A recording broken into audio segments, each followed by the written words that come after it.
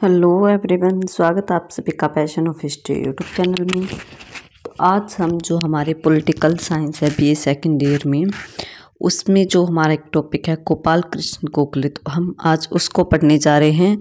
उनके जीवन परिचय को और उनके नेक्स्ट जो है उनके राजनीतिक विचार, उनको हम नेक्स्ट वीडियो में करेंगे। तो चलिए शुरू करते हैं कि गोपाल कृष्ण गोखले का क्या क्या योगदान रहा उनके, और क्या उनकी सोच थी, क्या उनके विचार थे। कि गोपाल कृष्ण गोखले का जीवन परिचय।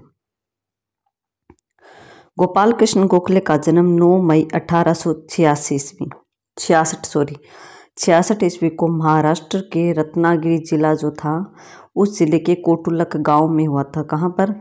9 मई 1866 ईस्वी को जो महाराष्ट्र राज्य है, वहां का एक जिला है रत्नागिरी, उस जिले के कोटलुक गांव में हुआ। और एक ब्राह्मण परिवार में, मतलब कि ये एक ब्राह्मण थे गोपाल कृष्ण गोखले। अपेक्षाकृत इनका परिवार काफ़ी गरीब था, मतलब कि इनकी फैमिली जो थी वो गरीब थी। इनके पिता का नाम कृष्णराव गोखले और माता का नाम वल्लूबाई गोखले था। पिता कृष्णराव गोखले और माता वल्लूबाई गोखले। इनकी पहली शादी 1880 ईस्वी में सावित्रीबाई से हुई, जो कि एक लाइलाज बीमारी से पीड़ित थी, मतलब कि जिस बीमारी का कोई इलाज नहीं था। इसलिए 1887 ईस्वी में जो है सावित्रीबाई ने गोपाल कृष्ण गोखले को दूसरी शादी करने के लिए कहा, क्योंकि उनको पता था कि उनकी तो मौत होने वाली है। इसलिए जो उन्होंने गोपाल कृष्ण गोखले से कहा कि आप दूसरी शादी कर लीजिए, क्योंकि इनकी पहली शादी से इन्हें कोई बच्चे नहीं थे। जिसके बाद 1887 ईस्वी में गोपाल कृष्ण गोखले ने ऋषि बामा, एक महिला थी, उससे विवाह किया, जिनकी मृत्यु भी 1899 ईस्वी में, मतलब 2 साल बाद ही हो गई। उन्होंने 2 बेटियों को जन्म देने के बाद इनकी मृत्यु हो गई, मतलब कि इनकी दूसरी पत्नी की भी मृत्यु जल्दी हो गई। और कहा जाता है कि इसके बाद गोपाल कृष्ण गोखले ने कोई शादी नहीं की और वो आजीवन मतलब अकेले ही रहे। तो ये इनका परिवार था। जन्म, इनके माता पिता और इनकी पत्नियों के बारे में प्रारंभिक जीवन हो गया। अब हम देखते हैं इनकी शिक्षा के बारे में कि गोपाल कृष्ण गोखले उस समय अपेक्षाकृत काफ़ी गरीब थे, परंतु उन्होंने गोखले की शिक्षा में कोई कमी नहीं रहने दी। कि उनका परिवार गरीब जरूर था, लेकिन उन्होंने गोखले जी की पढ़ाई की तरफ पूरा ध्यान दिया। ये हम उनके बचपन की बातें कर रहे हैं। गोखले को अंग्रेजी शिक्षा प्राप्त करने के लिए कोल्हापुर के राजाराम कॉलेज में भेजा गया, मतलब यहाँ पर इनका एडमिशन कराया गया, जहाँ उन्होंने माध्यमिक स्तर की शिक्षा, मतलब +2 तक की शिक्षा इन्होंने प्राप्त की। माध्यमिक शिक्षा प्राप्त करने के बाद गोपाल कृष्ण गोखले को स्नातक स्तर की शिक्षा प्राप्त करने के लिए, मतलब कि ग्रेजुएशन की शिक्षा, बीए की डिग्री प्राप्त करने के लिए इन्हें मुंबई के कॉलेज में भेजा गया। कॉलेज का नाम क्या है? एलिफिंस्टन कॉलेज, जो कि काफ़ी फेमस था उस समय। वहाँ भेजा गया। वहाँ उन्होंने 1884 ईस्वी में स्नातक की उपाधि प्राप्त की, मतलब कि 1884 में इन्होंने ग्रेजुएशन अपनी पास कर ली थी। और कहा जाता है कि ये पढ़ाई में काफ़ी होशियार थे, और अंग्रेजी जो है, अंग्रेजी भाषा में तो ये काफ़ी होशियार थे, और बहुत स्पीड से और बहुत जल्दी से अंग्रेजी बोल भी लेते थे और लिख भी लेते थे, मतलब कि ये होशियार थे पढ़ाई में। तो इनकी माध्यमिक स्तर की शिक्षा किस कॉलेज से होती है? राजाराम कॉलेज से। और इनकी ग्रेजुएशन की या स्नातक की शिक्षा कहाँ से होती है? तो ये मुंबई के एलिफिंस्टन कॉलेज से। और कब हुई? 1884 ईस्वी में। नेक्स्ट कि 1886 ईस्वी में वह फर्ग्यूसन कॉलेज में अंग्रेजी के प्राध्यापक के रूप में डेक्कन एजुकेशन सोसाइटी में शामिल हुए। कि 1886 ईस्वी में जो ये कॉलेज का नाम है फर्ग्यूसन कॉलेज, यहाँ पर जो है ये अध्यापक के रूप में जो है नौकरी कर रहे थे। प्राध्यापक मतलब प्रिंसिपल के रूप में जो है यहाँ पर नौकरी कर रहे थे 1886 ईस्वी में। और इसी समय जो एक सोसाइटी थी डेक्कन एजुकेशन सोसाइटी, इसकी ये सदस्य बने और इसमें ये शामिल हो गई, मतलब कि इन्होंने इस सोसाइटी को ज्वाइन कर लिया और इसके सदस्य बन गए।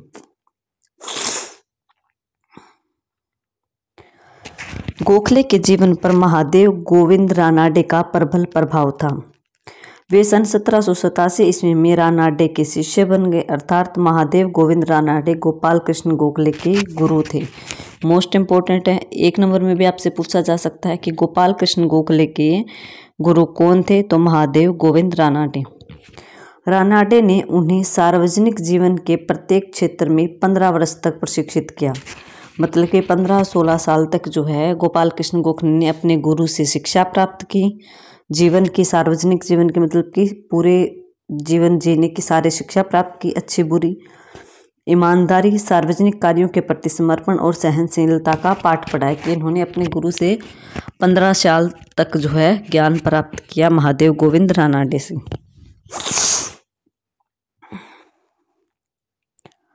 सन 1905 में गोखले मतलब कि गोपाल कृष्ण गोखले जब कांग्रेस के प्रेसिडेंट मतलब अध्यक्ष बने या फिर उन्होंने कांग्रेस ज्वाइन की, तो वे राजनीतिक ताकत के चरम पर थे। मतलब कि उस समय उनमें मतलब काफ़ी जोश था राजनीति को लेकर। इसी समय गोपाल कृष्ण गोखले ने servant of India society, most important है, सर्वेंट ऑफ इंडिया सोसाइटी की स्थापना की। इसकी स्थापना के पीछे उनका उद्देश्य क्या था कि भारतीयों को शिक्षित किया जाए।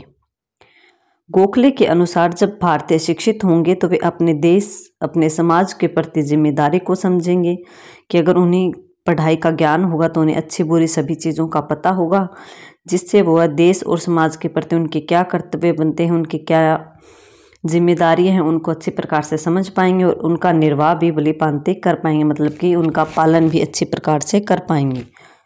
तो टोटली क्या था कि इन्होंने 1905 में एक सोसाइटी की स्थापना की, सर्वेंट ऑफ इंडिया सोसाइटी।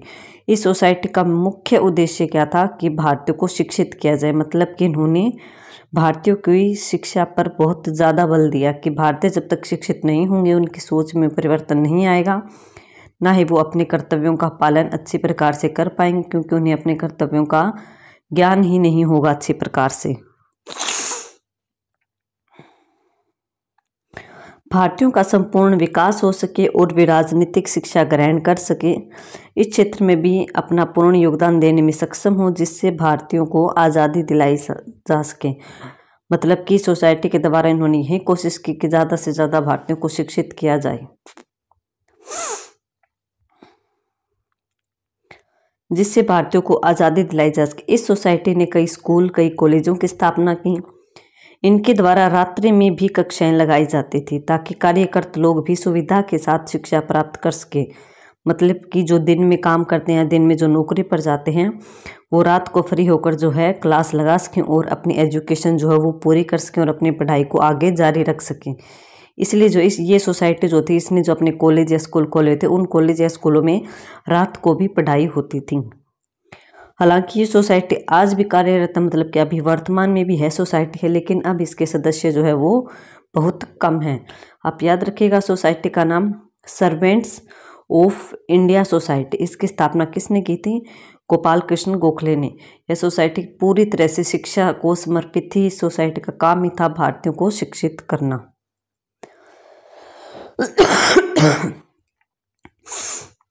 कि फूट डालो और शासन करो की नीति के तहत वायसराय लॉर्ड कर्जन ने 1905 में बंगाल का विभाजन कर दिया, जिसका परिणाम यह हुआ कि ब्रिटिश सरकार के खिलाफ पूरे देश में बंग भंग का विरोध किया गया। कि बंगाल विभाजन का विरोध किया गया और बंग भंग का आंदोलन चलाया गया। बंगाल से लेकर देश के अन्य हिस्सों में भी विदेशी वस्तुओं के बहिष्कार, मतलब कि विदेशी वस्तुओं का विरोध और स्वदेशी को स्वीकार करने का आंदोलन चल पड़ा। एक तरफ जहां बाल गंगाधर तिलक, लाला लाजपत राय, विपिन चंद्र पाल, अरविंद घोष जैसे गरम दल के नेता, ये हमने बार बार पढ़े हैं, गरम दल के नेता कांग्रेस में और नरम दल के नेता। तो मैं आपको ये बता दूं कि गोपाल कृष्ण गोखले नरम दल के नेता थे। मतलब कि वो ब्रिटिश शासन को अच्छा मानते थे। उनसे जो है कोई भी बातें मनवानी हो या कोई मांग पूरी करवानी हो तो इसके लिए वो प्रार्थना पत्र भेजते थे, शिष्टमंडल, इन सब चीज़ों में विश्वास करते थे। आप याद रखिएगा कि गोपाल कृष्ण गोखले नरम दल के नेता थे, जबकि गरम दल के नेता कौन थे? बाल गंगाधर तिलक, लाला लाजपत राय, विपिन चंद्र पाल, अरविंद घोष, जिसमें कि मैंने आपको लाला लाजपत राय बहुत अच्छी तरह से करवाया है। बाल गंगाधर तिलक जो इनका जीवन परिचय और इनके थॉट्स के बारे में जहाँ करवाया है, मैंने आपको बार बार याद करवाया कि ये गरम दल के नेता थे, जबकि इनके अपोजिट साइड जो थे वो नरम दल के, मतलब कि नरम स्वभाव के व्यक्ति थे। तो जो गोपाल कृष्ण गोखले थे वो नरम दल की तरफ से जो है इस आंदोलन का नेतृत्व कर रहे थे। गोपाल कृष्ण गोखले ने देश आज़ादी की लड़ाई के साथ साथ देश में जो छुआछूत थी, जातिवाद का भेदभाव था, उसके खिलाफ आंदोलन चलाया और वह जीवन भर हिंदू मुस्लिम एकता के लिए काम करते रहे। गोखले की प्रेरणा से ही गांधी जी ने दक्षिण अफ्रीका में रंग भेद के खिलाफ आंदोलन चलाया, क्योंकि गोपाल कृष्ण गोखले जो थे वो महात्मा गांधी के राजनीतिक गुरु थे। इसलिए जो इन्होंने अपने गुरु से ही प्रेरणा लेकर गांधी जी ने जो साउथ अफ्रीका में लोगों के लिए जो है रंग भेद की जो नीति अपनाई जा रही थी, भेदभाव किया जा रहा था काले गोरे में, वहाँ पर इन्होंने गांधी जी ने आंदोलन चलाया था। तो इस आंदोलन की प्रेरणा या फिर इस आंदोलन को चलाने के लिए गांधी जी को किसने सजेस्ट किया था? तो किया था गोपाल कृष्ण गोखले ने, क्योंकि गोपाल कृष्ण गोखले गांधी जी के गुरु थे।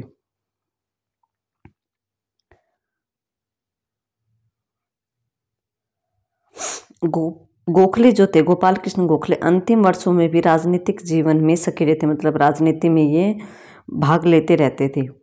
ये अपने जीवन के अंतिम वर्षों में भी विदेशी यात्रा इन्होंने की। 1908 में इन्होंने इंग्लैंड की यात्रा की, साथ ही 1912 में इन्होंने साउथ अफ्रीका की भी यात्रा की, जहां उन्होंने देखा कि महात्मा गांधी वहां रहने वाले भारतीयों की परिस्थिति में सुधार कर रहे हैं।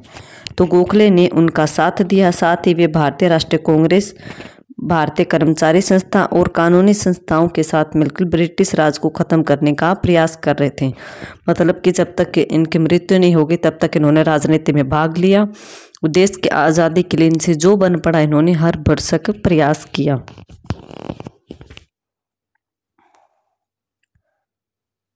जन नेता मतलब कि जनता का नेता कहे जाने वाले गोखले एक नरम पति सुधारवादी नेता थे। मतलब कि ये नरम तरीके से जो मतलब कि आसानी से धीरे धीरे प्रशासन में सुधार चाहते थे और कोई भी क्रांति या हिंसा का माध्यम अपनाकर आज़ादी को प्राप्त नहीं करना चाहते थे।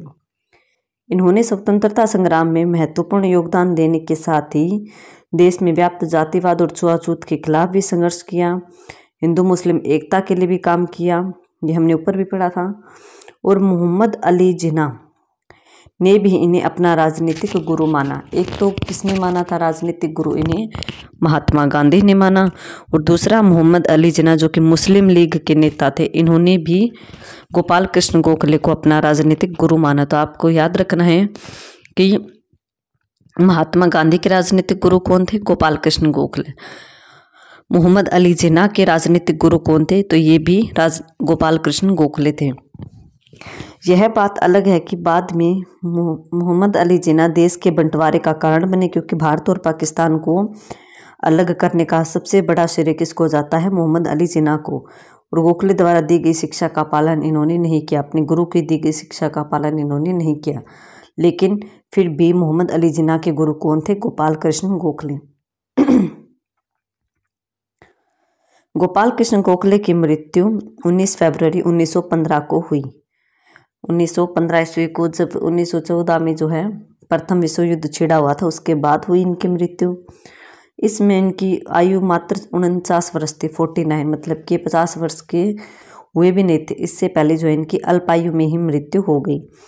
उनके अंतिम संस्कार के समय उनके आजीवन प्रतिद्वंदी रहे बाल गंगाधर तिलक, मतलब कि बाल गंगाधर जो तिलक थे, उन्होंने कहा था इनकी मृत्यु पर कि भारत का हीरा महाराष्ट्र का आभूषण, कि भारत का तो ये हीरा थे, महाराष्ट्र का आभूषण मतलब जहाँ इनका जन्म हुआ था, श्रमिकों का राजकुमार यहाँ इस स्थान पर परालौकिक विश्राम ग्रहण कर रहा है। मतलब कि यहाँ पर इस जगह पर इन्होंने विश्राम ग्रहण कर लिया, मतलब सदा के लिए इन्होंने आराम ले लिया है। उनकी ओर देखिए और उनके जैसा आचरण करने का प्रयास कीजिए, मतलब कि इनकी तरफ देखिए और इनके जैसा जीवन जीने की कोशिश कीजिए। इन्होंने अपने जीवन में जो आचरण नियम अपनाए हैं इनकी तरह बनने की कोशिश कीजिए। मतलब कि इन्होंने एक तरह से जो है बाल गंगाधर तिलक ने गोपाल कृष्ण गोखले की तारीफ की थी कि भारत का हीरा महाराष्ट्र का आभूषण, श्रमिकों का राजकुमार यहाँ इस स्थान पर विश्राम ग्रहण कर रहा है, उनकी ओर देखिए और उनके जैसा बनने की कोशिश कीजिए या प्रयास कीजिए।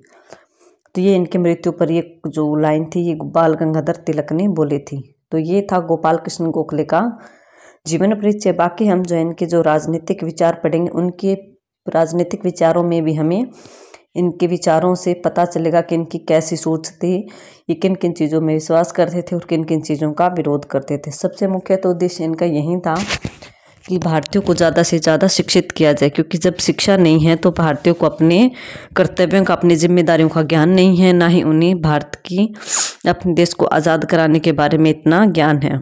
इसलिए इनका सबसे मुख्य उद्देश्य था भारतीयों को शिक्षित करो। छुआछूत का विरोध किया, जातिवाद का विरोध किया, हिंदू मुस्लिम एकता का समर्थन किया। तो ये बहुत सारी चीज़ें हैं जो इन्होंने अपने जीवन में अपनाई थी।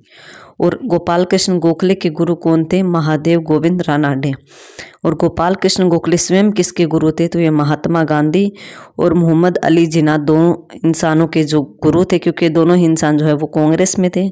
इन दोनों के गुरु कौन थे? गोपाल कृष्ण गोखले। तो ये इनका जीवन परिचय था। इसे नेक्स्ट क्लास में हम इनके राजनीतिक विचारों को पढ़ेंगे। आई होप आपको क्लास अच्छी लगी होगी। अगर आपको क्लास अच्छी लगती है तो प्लीज़ वीडियो को लाइक करें, शेयर करें और चैनल को सब्सक्राइब ज़रूर करें। Okay, thank you everyone.